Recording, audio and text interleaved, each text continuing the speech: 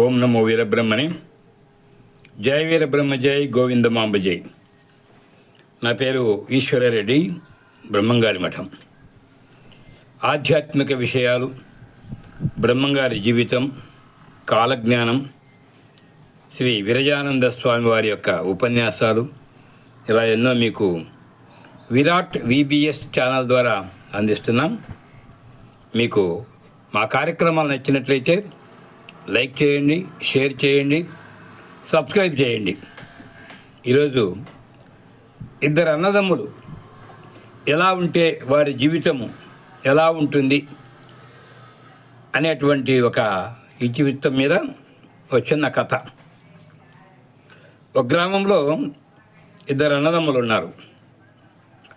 తల్లిదండ్రులు పెద్దవానికి పెళ్లి చేశారు. చేసిన తర్వాత కొంత పొలం ఉంటే ఆ పొలం వ్యవసాయం చేస్తుండేవారు. తల్లిదండ్రులు గతించిన తర్వాత ఆ తండ్రి చివరిలో పెద్ద కొడుకు చెప్పాడట, అరే అబ్బాయి, చిన్నవాడు చాలా అమాయకుడు, ఏమి తెలియదు, వాడిని జాగ్రత్తగా చూసుకో. నువ్వెంత ప్రేమగా చూసుకుంటావో అంత ప్రేమగా వాడు ఉంటాడు. ప్రతి దాంట్లో నువ్వేం తింటావో అదే వానికి పెట్టు, నువ్వేం చేస్తావో అది చేయించు. ప్రతి దాంట్లో కూడా వాడిని సగభాగస్తుల్ని చెయ్యి, జాగ్రత్తగా చూసుకోనైనా తమ్ముడిని అని చెప్పాడు. సరే అన్నాడు. వాళ్ళు కాలమే వెళ్ళిపోయారు. సరే, వీడు పెళ్లి చేసుకున్నాడు కదా, వచ్చినటువంటి భార్య రోజు వంట చేసి పెట్టడము, ఈయన కాడికి పోతే ఓ సంగటి చేసి పెట్టడం అని చేస్తున్నది. కష్టం చేస్తున్నారు. తమ్ముడు కూడా అనంతో పాటు పొలానికి వెళ్ళి పనిచేస్తున్నారు. ఏమైంది, ఒకరోజు ఈ వదిన పెద్ద ఆమె అనుకున్నది భార్య, ఎప్పుడు మనం కష్టం చేయడము, మనం చేసిన దాంట్లో ఆయనకు భాగం మంచిస్తున్నాం, సగము తింటున్నాడు, మనం ఇద్దరం పనిచేస్తే ఆయన ఒకడే కదా, ఎందుకు వచ్చిందండి, వానికి కూడా పెళ్లి చేసేయండి, పెళ్లి చేసి మన దాంట్లో ఉండేటువంటి అతని భాగం అతనికి ఇచ్చేస్తే మనం ఇద్దరం హాయిగా ఉండొచ్చు, వాళ్ళు ఎట్టన్నా పోయి అని చెప్పిన అన్నదట. సరే అని చెప్పని పల్లెల్లో తిరిగి ఒక మంచి అమ్మాయిని చూసి చిన్న అతనికి కూడా పెళ్లి చేశారు. చాలా గుణవతి ఆమె, మంచి తెలివి కలిగింది. ఈ పెద్ద భార్య మాత్రం కొంచెం కుట్రలు కుతంత్రాలు, భర్తను చెప్పు చేతుల్లో పెట్టుకొని ఆడించేటువంటి రకం అన్నమాట. సరే, ఇద్దరు భాగాలు పంచుకోవాలి కదా. భాగాలు పంచుకునేటప్పుడు చెప్పిందంట, ఏమండి, మనకు 8 బర్రెలు ఉన్నాయి కదా, వాటిలో 4 పాలిచ్చేటివి, 4 ముసలివి. 4 పాలిచ్చేటివి మనం పెట్టుకొని 4 ముసలివి అతనికి ఇచ్చేద్దాం. అట్లే మన పొలము ఆ పైన ఉండేది కొంచెం రాళ్ళ చేను, కింద ఉంది చూసావా, అది మంచి పొలం, ఆ కిందిని మనం ఉంచుకుందాం, పైరు అతనికి ఇచ్చేద్దాం అని ఇలా భాగాలు పెట్టేటప్పుడు అని భర్తకు చెప్పేసింది. సరేనన్నాడు. ఇద్దరు కూర్చొని, తమ్ముడు నీ సంసారం నువ్వు, నా సంసారం చేస్తే బాగుంటుంది, ఇద్దరు పంచుకుందామంటే సరే అన్నాను. ఇద్దరు భాగాలు పంచుకున్నారు. ఇది అబ్బాయి, ఈ 4 బర్రెలు నువ్వు తీసుకో, ఈ 4 నేను తీసుకుంటా, ఏదో ఈ పొలం నీకు, ఈ పొలం నాకు అన్నారు. సరే. ఈ ముసలి బర్రెలను తమ్మునికి ఇచ్చాడు. మంచి పాలు ఇచ్చేటువంటి బర్రెలను ఈయన తీసుకున్నాడు. సరే, ఈ తమ్ముడు ఏం చేశాడు, ఆ రాళ్ళ చేలోనే జొన్నలు చల్లారు. వర్షం వస్తేనే ఇచ్చితేనే బాగా జొన్న పెరిగింది. ఆ జొన్న కోసుకొచ్చి పశువులకు వేసేవాడు, ముసలి పశువులకు. అవి తొందరలోనే కట్టి ఈని పాలు ఇవ్వడం మొదలుపెట్టాడు. బ్రహ్మాండంగా దండిగా పాలిస్తున్నాయంట. అక్కడ వాడు మంచి పొలం అని చెప్పని అనుకున్నారు కదా, అది కాస్త వేసినా కూడా సైరు పరిగా రాక, పైరు సరిగా రాక, ఈ సరిగా మేతలు లేక సరిగా పాలు ఇవ్వటంలా. సరే, ఒకరోజు ఈ తమ్ముడు ఏం చేశాడు, వేరే పక్క ఊరికి పోతూ, అన్న నేను పక్క గ్రామానికి వెళ్తున్నా, మా భార్యకు ఈ పాలు తీసుకోవడం కొంచెం కష్టము, వాటన్నిటిలో సాయంత్రం పాలు పిండి పెట్టు అని చెప్పానంట. సరేలేమ్మని చెప్పని పోయి పాలు పిండుకోవడానికి పోయినాడు. పోతే ఒక్కొక్క బర్రె బకెట్లో కొద్దీ పాలు ఇస్తుందంట. అయ్యో, ఇదేంటి ఇది, మా బర్రె కనీసం ఒక చెంబుడు పాలు ఇవ్వదు ఒక్కొక్కటి, ఈ బర్రెలేంది ఇంటిని తెస్తున్న ముసలివని వానికి ఇచ్చినా కూడా అని చెప్పినారే, ఇదేదో ముర్రు పాలు ఉన్నట్టుండే అని చెప్పని అట్ల కాడ కాల్చి అన్నిటికు వాటికి పొదుగు దగ్గర వాతలు పెట్టాడట. వాతలు పెట్టేప్పటికి పొద్దునకి అన్ని 4 బర్రెలు చచ్చిపోయినాయి. తమ్ముడు వచ్చాడు, ఏమైంది అన్నాడు. అరే నీ బర్రెలన్నీ మురుపాలు ఏదో చెడ్డ పాలన్నీ ఇస్తున్నాయి, బాగాలేవు, అందుకని వాతలు పెట్టాను అని అంటాం. ఓహో, వాతలు పెట్టావా, ఏమైంది? చనిపోయినాయి 4 బర్రెలు. సరేలే ఇది మంచికెళ్ళమనుకొని మారికి కులస్తులను పిలిపించి, అరే నాన్న, ఈ 4 శవాలను తీసుకెళ్ళి బర్రెలను మీరు ఆ తోలు వలుచుకొని బాగా కర్ర వేసుకోండి, ఒక్కదాన్ని మాత్రము ఒక చర్మము నాకు బాగా శుద్ధి చేసి వేసేయమంటారు, కర్ర వేయమంటారు, ఉప్పు గిప్పు రుద్దిస్తే ఆ చర్మాన్ని. సరే అని చెప్పి ఈయన ఆరిన తర్వాత ఆ చర్మాన్ని బాగా ఆరబెట్టి అది తీసుకొని పట్టణానికి పోయి అమ్ముకొచ్చుకుందాం ఆ తోలని చెప్పి వెళ్తానట. వెళ్తూ ఉంటే ఆ దారిలో ఏమైంది, వర్షం పడింది.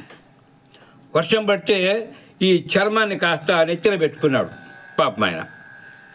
ఆ చర్మము డప్పు శబ్దం మాదిరి వస్తా ఉంది, చిరుకులు పట్టాడు, డడ్డ అని చెప్పిన శబ్దం వచ్చిందంట. ఆ పక్కన కొందరు దొంగలు రత్నాలు ముత్యాలు దొంగిలించుకొని వచ్చి పంచుకుంటూ ఉండే ఈ శబ్దం వినిపించింది. అయ్యో, ఎవరో మనుషులు వస్తున్నారని ఆ రత్నాలు ముత్యాలు అవన్నీ అక్కడే పడేసి వాళ్ళు పారిపోయినారు దొంగలు. వీడు చూశాడు ఆ చెట్టు కింద, ఎవరెవరి ఇవన్నీ నిధులు ఉన్నాయని చెప్పి ఇంటికి తీసుకొచ్చుకున్నాడు బండి కట్టుకొని పోయి. సరే, వాటి ఎన్ని ఉన్నాయో కొలచడానికి ఆ కాలంలో వీళ్ళ దగ్గర పడి అనేది లేదు, ఎన్ని వస్తాయని చెప్పాను. ఏమే, నువ్వు పోయి మా అన్నోళ్ళ ఇంట్లోకి పోయి పడి తీసుకురాపో, ఇవన్నీ ముత్యాలు రత్తాలన్నీ కొలిచి పక్కన పెడదామంట. సరేలేమని చెప్పాను. ఆమె పోయి అక్క ఒక పడి ఒక పనిని తినండి. ఏం కొలుస్తుందో అంటే, ఏందో మా ఆయన తెచ్చినాడు, అవి కొలుచుకోవాలా అని. సరే, ఏం కొలుస్తుందో చూద్దాం అని ఆమె పడిలో చేసింది, చింతపండు అతికిచ్చి అడుగున పడిచ్చింది. ఈ అమాయకురాలకి ఏం తెలియదు కదా, తీసుకుపోయింది, పడితో కొలిచి ఆ మణులు మాణిక్యాలు రత్నాలని పక్కన బిందెలలో పోసి ఎగబెట్టుకున్నారు శుభ్రంగా. అవి బర్రెలు చనిపోయినా కూడా ఈ ధనం వచ్చింది కదా అని చెప్పి సంతోషపడుతుంటారు. సరే, పడి తీసుకుపోయి మళ్ళీ వాళ్ళకి ఇస్తారు.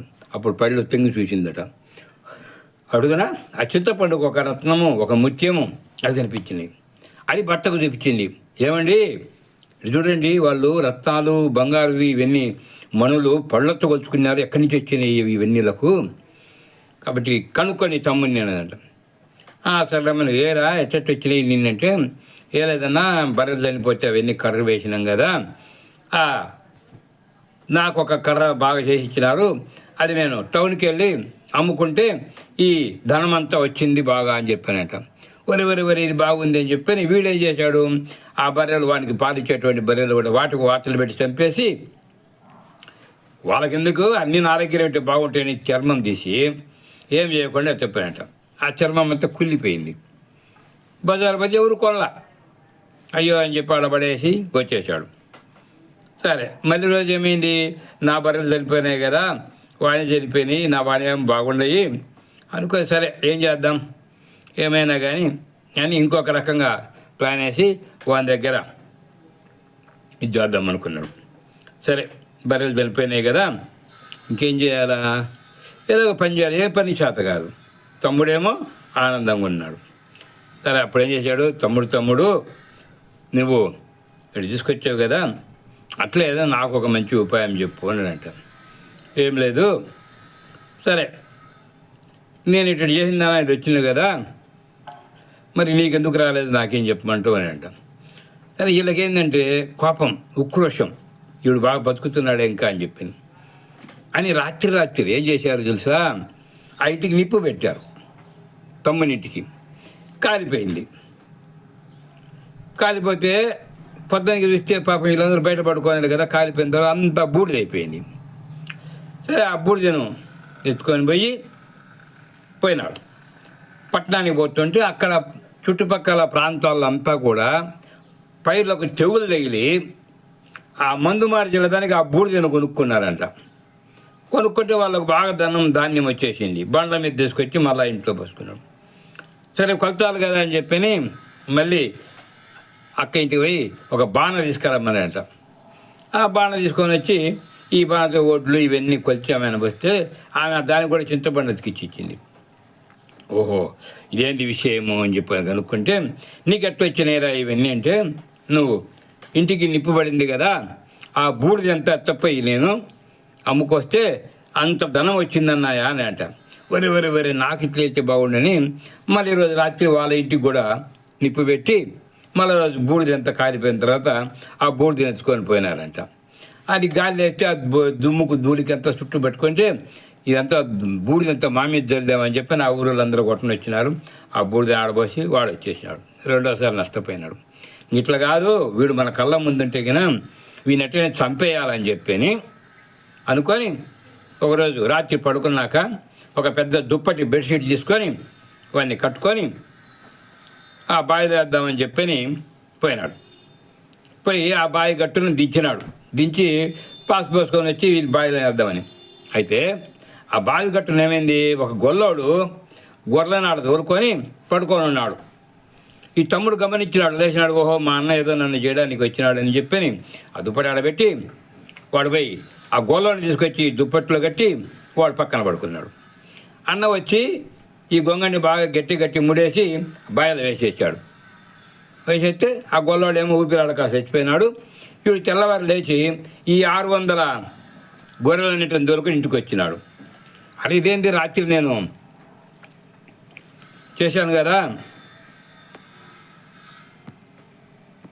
రాత్రి వీడిని బావిలో వేశాను కదా, వీడు పొద్దున్నే బతికెట్టు వచ్చినాడు. మళ్ళీ అందులో 600 గొర్రెలు తీసుకువచ్చినాడు, పొట్టేళ్ళ గొర్రెలు. అరే ఎట్టు వచ్చినాయిరా అని చెప్పింది. మళ్ళీ పోయి తమ్ముని అడిగినట, తమ్ముడు ఎట్టెట్టు వచ్చినాయిరా ఈ గొర్రెలన్నీ, ఏం కత్తానంట. ఏం లేదన్నా, రాత్రి నన్ను ఎవరో బావిలో వేశారు గొంగడి జుట్టి. ఆ బావిలోకి మునుగుతా ఉంటే ఒక్కొక్క మునకొచ్చినప్పుడల్లా ఒక్కొక్క గొర్రె నా చేతికి వస్తూ ఉన్నది. దాన్ని బయట విడుస్తూ ఉన్నాను. ఇంకా నా శక్తి కొద్దీ తెల్లారిందాక బావిలో మునుగుతా తేల్తా ఉంటే ఒక్కొక్క గొర్రె 600 గొర్రెలని. ఓ అమ్మంగా ఇన్ని గొర్రెలు ఉండేవి, ఇంకా ఎన్ని నా శాత కాక ఈ 600 దోలకొచ్చినానంట. ఓహో, ఇదేదో బాగుంది అని చెప్పని ఈడేం చేసినాడు, మళ్ళీ రోజు వాళ్ళ భార్యగా చెప్పి ఏమేమే మనం కూడా ఆ బావిలోకి పోయి దూకి ఆ గొర్రెలను దొరకొచ్చుకుందామని చెప్పని అనుకొని బావి గట్టుకు పోయి ఇద్దరు కలిసి దుప్పట్లో కూర్చొని వాళ్ళ సొంతంగా ముడేసుకొని ఎట్టొకట బావిలోకి దొల్లినారు. దొలితే ఏమైంది, ఊపిరాడకి ఇద్దరు తెచ్చిందంట. ఇట్లా ఉంటుంది. తమ్ముడిని మోసం చేసి బతుకుదామని ప్రతిసారి చేసినా కూడా అతనికి సహకరించి భగవంతుడు మంచి ఉన్నత స్థితికి తీసుకొచ్చినాడు. చెడుపచ్చురకి ఇల్లే ఏమి లేకుండా పోయి చనిపోయినారు. చెడపకురా చెడేవు అని అన్నదమ్ముల మీద ఎలా ఉండాలో ప్రేమ అంటే ఒకరికొకరు ఒద్దికగా ఉండాలి. కానీ వాడిని చెడగొట్టి నేను బతుకుదామనుకుంటే ఇదో ఇలాగే ఉంటుంది. కథ నచ్చిందా? జాగ్రత్త అండి. మీరు కూడా అన్నదమ్ములు ఇట్లా కాకుండా మంచిగా స్నేహంగా ఉండండి. ఓం ప్రశాంతి. జయ వీర బ్రహ్మజీ గోవిందమాంబజీ. నా ఛానల్ విరాట్ VBS సబ్స్క్రైబ్ చేయండి. అందరికీ నమస్కారం.